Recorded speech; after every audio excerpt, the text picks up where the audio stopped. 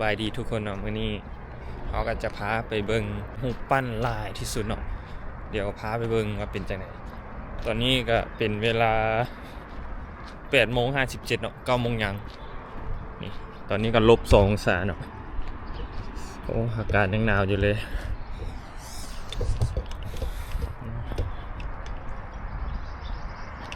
เดี๋ยวเนาะไปเบิ่งกันเลยเนาะเป็นจังได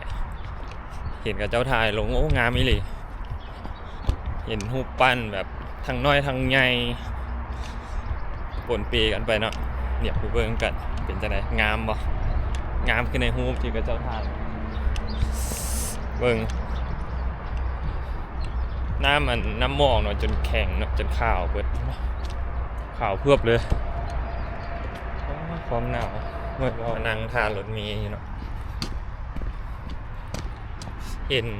ต่อรถเมล์น่าจะได้โตประมาณ2 สายโอ้ยงดงามเลยเนาะเดี๋ยวนี้เงียบสงบผ่อนป้ายรถเมล์ละ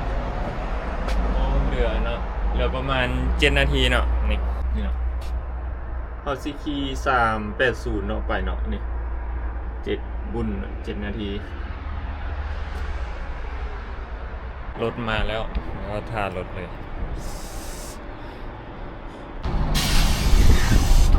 เดี๋ยวเซล승차입니다.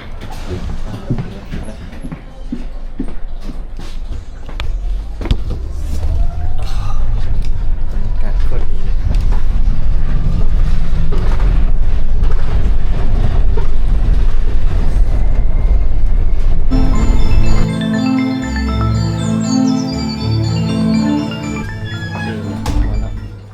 감사합니다.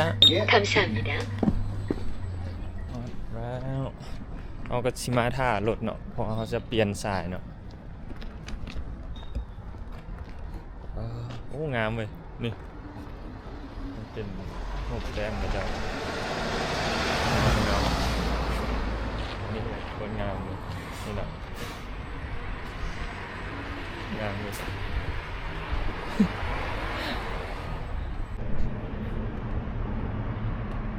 เนาะตอนนี้เขากับสัญชาติรถมีเนาะเขาก็ซื้อปังนี่เนาะกับอเมริกาโน่เย็นเนาะนี่มากินซัมซาถ่ารถมาเนาะอันนี้ก็คือแบ็คบ้านเขากับแบ็คคอฟฟี่แหละผมปีนเนาะแต่มากกินเนาะกับปังทองเนาะสัญชาติถ่ารถมีเนาะ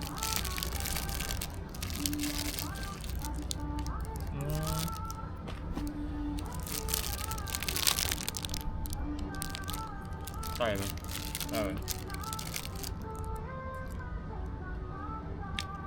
จากโมงรถสิมา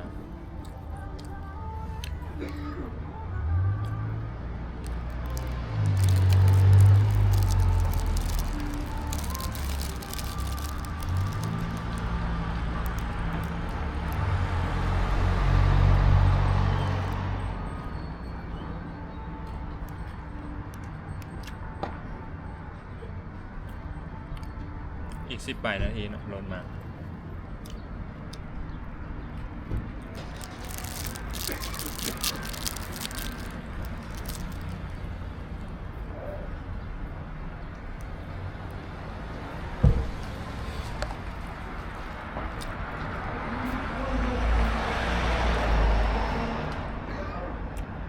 จับครับเดี๋ยวการนิสัยอีกเนาะจับ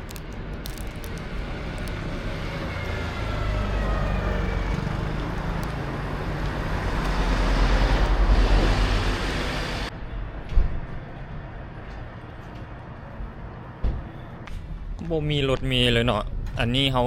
ถ่ายมาประมาณ2 ชั่วโมงละยังบ่เห็นรถเมล์มาก็เลยตัดสินใจว่ามาฮอดครึ่งทางแล้วเนาะก็เลยย่างซะออกกำลังกายเนาะโอ้นี่สมเมืองเขานี่เนาะเสื้อบ่ย่างหรือบ่ย่างนี่ประมาณนี่ไกลบ่ก็บอกต่างแข่งมันบอกว่าย่างประมาณ2 ชั่วโมงแต่ว่าถ้าเขาถ่ายรถเมล์นี่ประมาณ3 โมงเนาะก็ซ้ำๆกันอันนี้เลยย่างเอาเนาะโอเคไปเบิ่งน้ำกันเลยเนาะคอยย่างไปโซมเมืองเขาแล้วก็ ฮอดจุดหมายของเราบ่เราได้มาแล้วเนาะต้องให้มันสุด แล้วไปหยุดอยู่ที่เป้าหมายของเราเนาะไปเบิ่งว่าสมที่เรามาบ่สมที่เราย่างไปบ่เนาะนี่แหละการผจญภัยเนาะเราบ่ฮู้ว่าเป็นจังไดก็คือมาแล้วต้องมาให้สุดเนาะไปเบิ่งกันเลย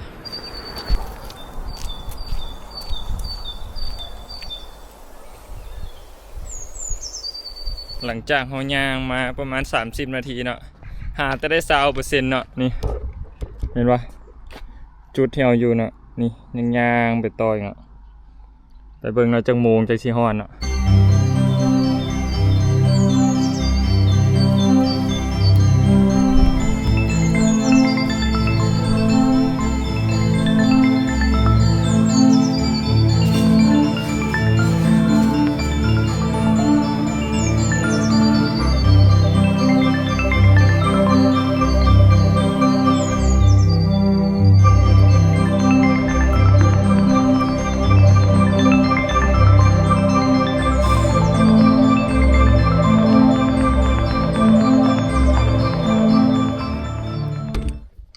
นี่เนาะยางมาได้สมงป่ายแล้วเนาะนี่ยังอีกยาวไก่หนทางเนาะอ๋อเบิ่งธรรมชาติยางสมธรรมชาติเนาะโอเคเดินทางกันต่อโอ้คักเหมือนนี่เนาะทาง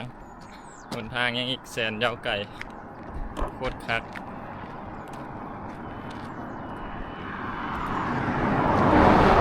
รถผ่านไปแล้วนี่ทาง คนเดียวเลยยางกลางป่าเลยเนาะนี่ทางนี้กับป่าเนาะนี่ป่าอ้อมเลยโอ้คักยางมานี่ดนได้ออกกำลังกายแบบนี้เนาะยาง2-3 ชั่วโมงนี่จักบาทเป็นจังไดวะมันสิบ่ฮอดว่ามื้อนี้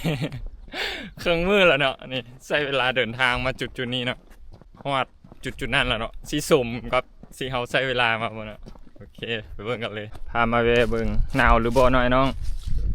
นี่เป็นน้ำแข็งหมดเลยเนาะอยู่นานี่นะแข็งหมดเลยโอ้คักนี่ทางก็แบบกลางป่าเลยเนาะนี่บ่มีไผเนาะมีแค่เราชมธรรมชาติไปเนาะ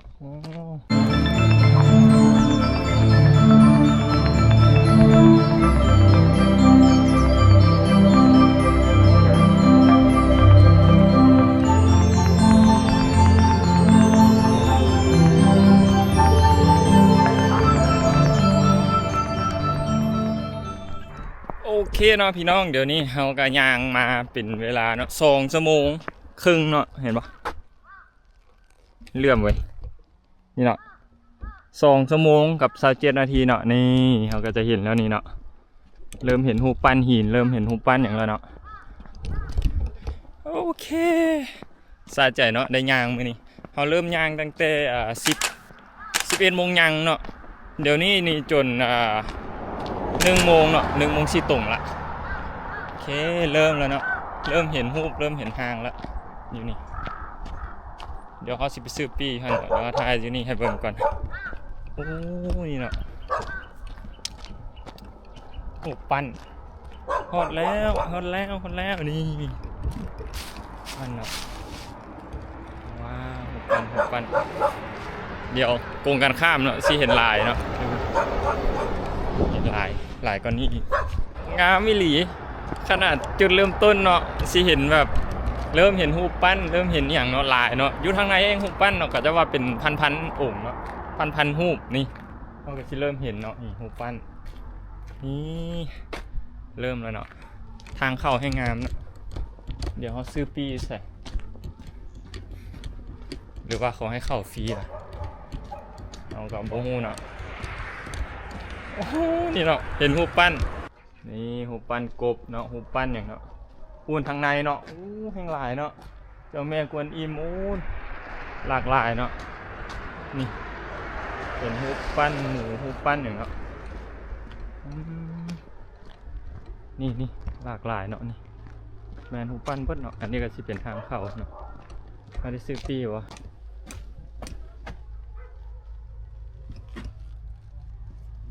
บ่มีคนเนาะนี่อันนี้ก็สิเป็นทางเข้าจะมาทายอย่างเนาะใบโบซัวเนาะนี่เขาก็เอาไปเบื้องนอกเขาซื้อเข้าไปเลยเนาะแต่ว่าม้าล่ะเป็นจังไหนแล้วเขาต้องจ่ายเงินนี่เนาะหูปั้นหลากหลายเลยทางในเข้าไปเลยเข้ามาแล้วว้าวหูปั้น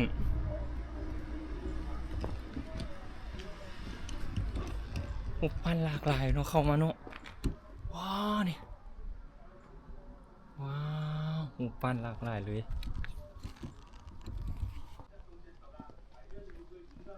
นี่เนาะ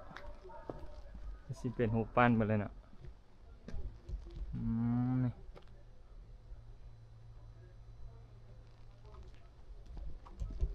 นี่เนาะหูปั้นหมดเลยว้าวโคตรงามพี่น้องหูปั้นหมดเลยนี่เนาะโอ้ไงนี่เนาะหูปั้นแต่ละตัวจะมีบอกเนาะนี่ว่าแม่นไผ่เนาะหูปั้นของผู้ใดเนาะเขาจะเขียนบอกอยู่ลุมนี่ว้าวโคตรงามเลยพี่น้องโคตรงามเลยว้าวนี่เนาะเมืองหูปั้นอู้ใหญ่อีหลีเนาะหูปั้นแต่ละองค์แต่ละอย่างเนาะโอ้หลากหลายเดี๋ยวสิไปยืนเปรียบเทียบให้เบิ่งเนาะว่าสิสำเร็จเนาะปั้นใหญ่สำเร็จเนาะ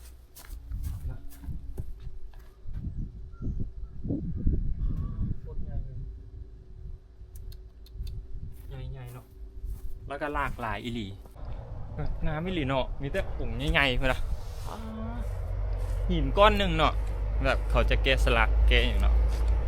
โอ้นี่ถึงนี่แมนมาเลยเนาะว้าวงามสมกับที่มาฮอดอีหลีเนาะมาฮอดมาเห็นอีหลีโอ้งาม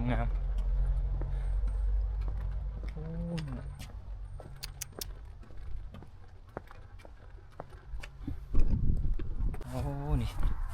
งามโอ้อันนี้อยู่ใจกลางโซนอ่ะนี่หูฟันนี่เนาะองค์ใหญ่ดิเนาะแบบหูปั้นแต่ละอันนั้นใหญ่ดิใหญ่ทั้งใหญ่ทั้งงามเนาะนี่หูปั้นสร้างแล้วก็หูปั้นสิงเนาะหลากหลายอีเนาะนี่กับหูปั้นสิงนี่งามเนาะเบิ่งรายละเอียดนะเป็นเส้นโคนเป็นอย่างเนาะงามนี่ถึงยอดเขาก็เป็นแบบคืออ่านฮอลลีวูดเลยนะดูนะ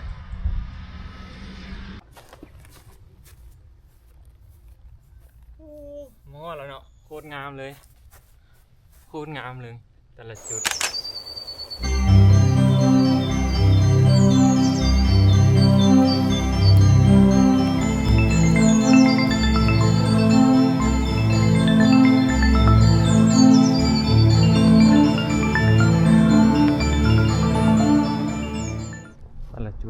เหลี่ยวไปจนสุดเนาะ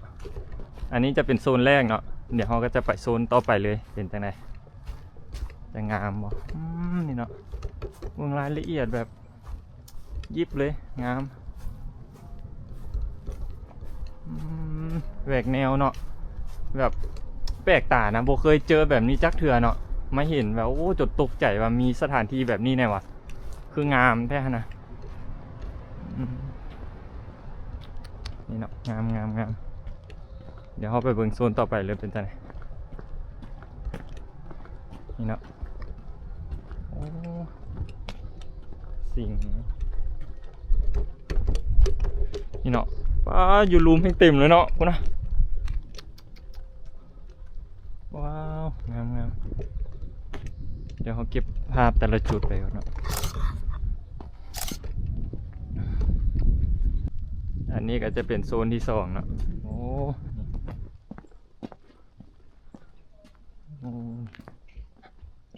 สวยงามเลยว้าว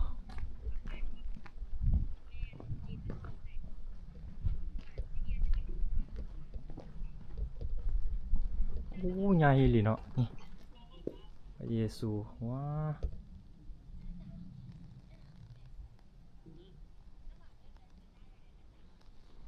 สร้างเนาะอันนี้ก็จะเป็นศาสนาของแต่ละประเทศเนาะนี่แม่นบ่ถ้าเบิ่งบ่ผิด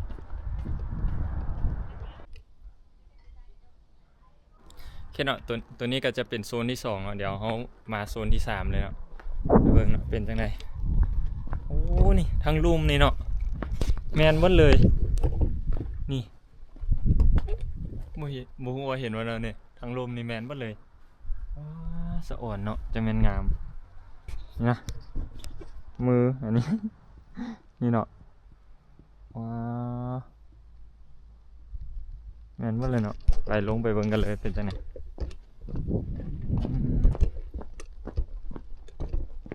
งามงามงาม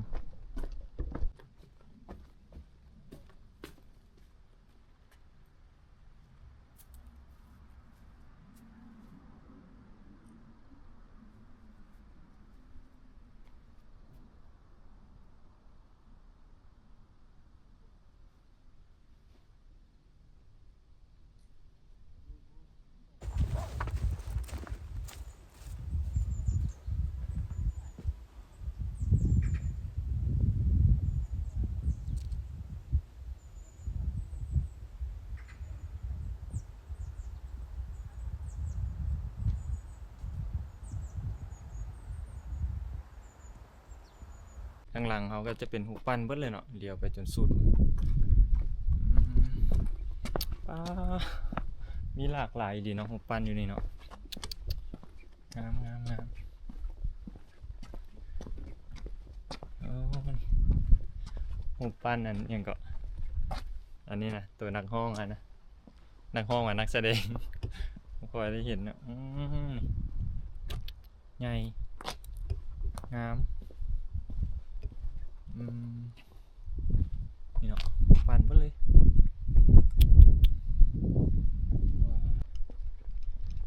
โอ้หูปั่นเนาะหลากหลายเลยเดี๋ยวเก็บหูแถวนี้เนาะ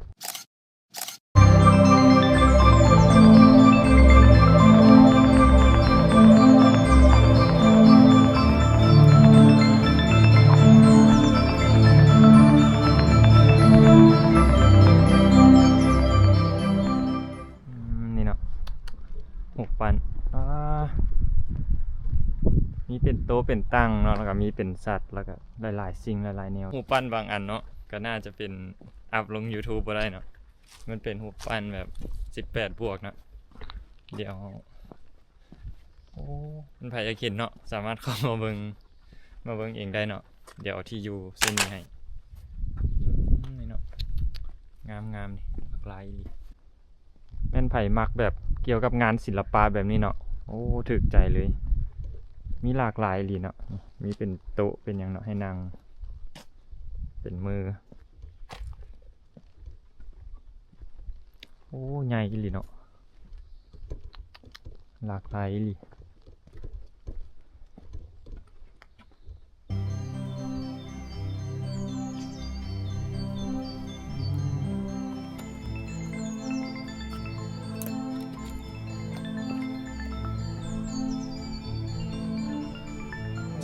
แบบหูปั้นแบบอันที่บ่เคยเห็นแน่เนาะแบบอันที่บ่เคยรู้จักเนี่ยก็เห็นหลากหลายดีเนาะโอ้มีฮอตแมนบ่วะแฮร์รี่พอตเตอร์ว่ะนี่เนาะบ่ฮู้ว่าแมนบ่เนาะแฮร์รี่ว่ะแฮร์รี่พอตเตอร์หลากหลายดีเนาะ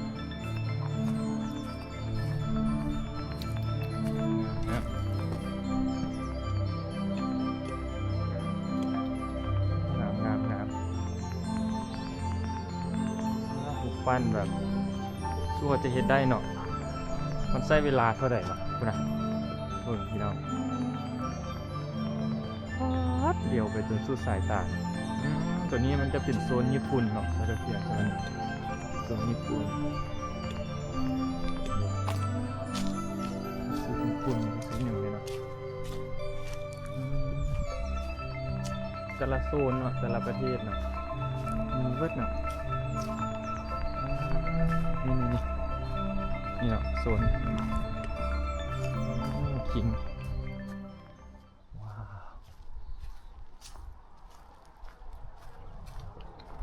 วงามเนาะแต่ละโซนเนาะโอ้หลากหลายอีหลีนะนี่เนาะพระเยซูคริสต์เนาะก็มีเนาะพระเยซูก็มี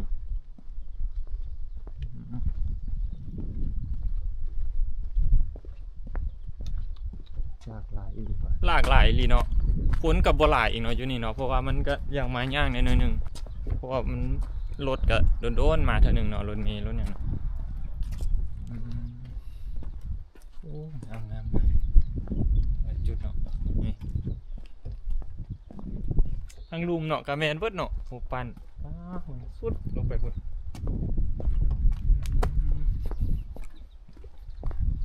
นี่เนาะ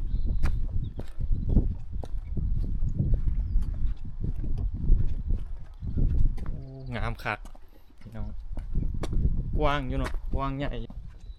แต่ละประเทศเนาะเขาสิแบบมีรูปนะจะมีรูปแล้วก็จะเขียนบอกเนาะนี่ว่าแม่นไผแล้วเกิดวันเดือนปีใดเนาะนี่แต้มเนาะว้า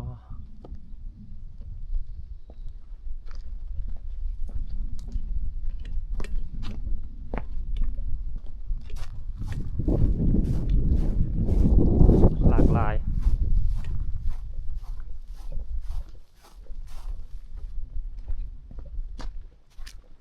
นี่เนาะ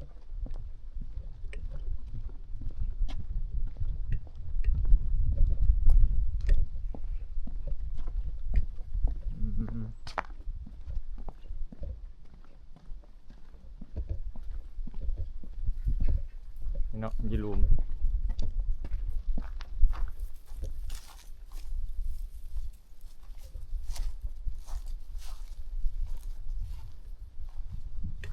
เนาะมีขั้นไดลงอยู่นี่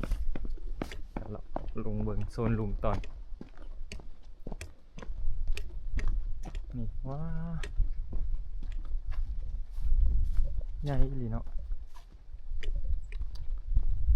งาม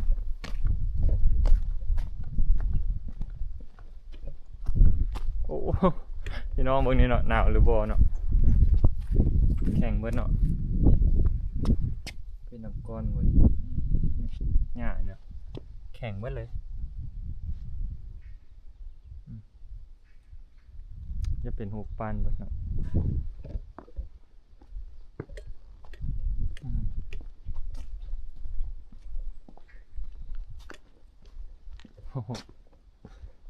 นี่เนาะจะเขียนบอกเนาะแต่ละอย่างเนาะว่าแม่นไผ่เป็นไผ่มาจากประเทศใดอย่างเนาะ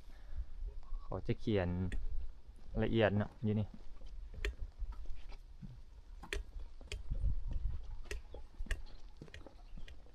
โอ้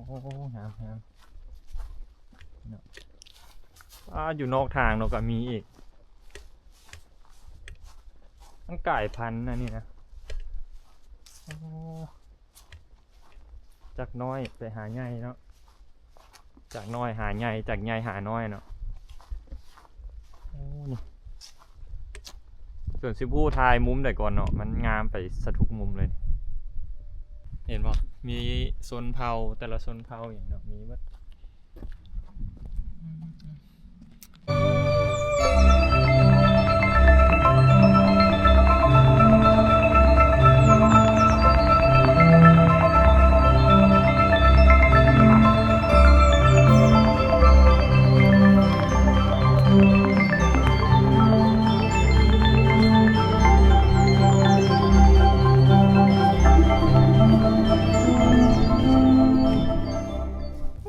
ข้างเนาะสมใจที่แบบมาฮอดอีหลีเพราะว่า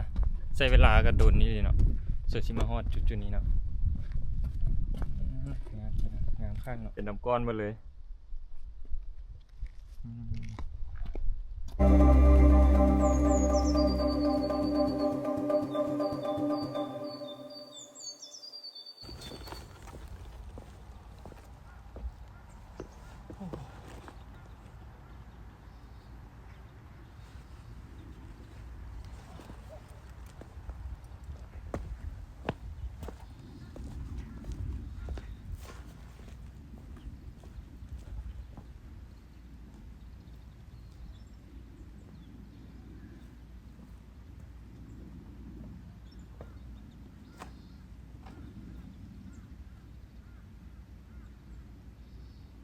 ก็จะมาเบิ่งโซนสุดท้ายเนาะ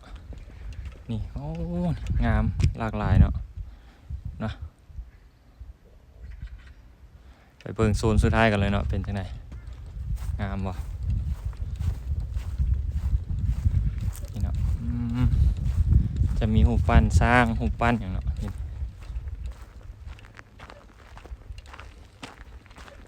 ลิงเป็นลูกเนาะสร้างอีกนี่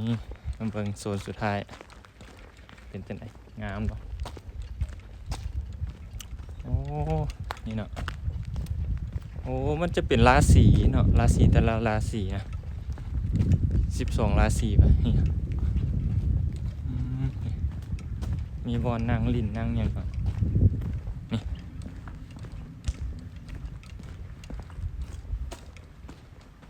เฮ้ยวัดเนาะเป็นราศีอันนี้นี่เนาะโอ้มุมนี้งามเดี๋ยวเก็บหูจากบ้านนี่เนาะนี่เก็บหูน้ำไหนี่เนาะจังบ้านงามว่ะสั่งตู่ตะสั่งโอเคเนาะเอาไปยางไปเบิ่งกันเลยโซนสุดท้ายเนาะเดี๋ยวไหน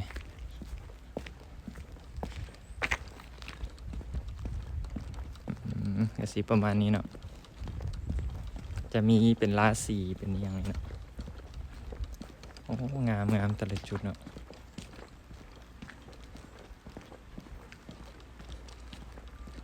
นี่เป็นไผ่หู้หน่อยเนาะเป็นไผ่แน่ ทางนี้นี่งงตึบเลยมาหูจางอย่างเนาะโอ้มันไผ่สนใจเกี่ยวกับศิลปะหรืองานแกะสลักเนาะงานแกะหินนี่แนะนำให้มาเลยงามไม่เลย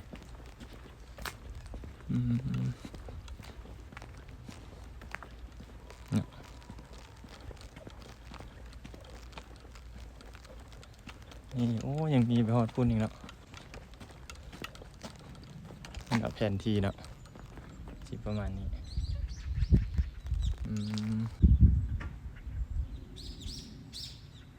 เสียงนกฮ้อง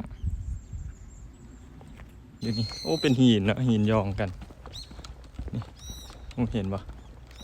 เด็กพอเฮ็ดคือแบบหินนี่นะยองกันยองขึ้นงาม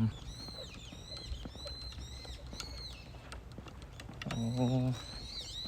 สุดเนาะโอ้มีรูปยังมีอยู่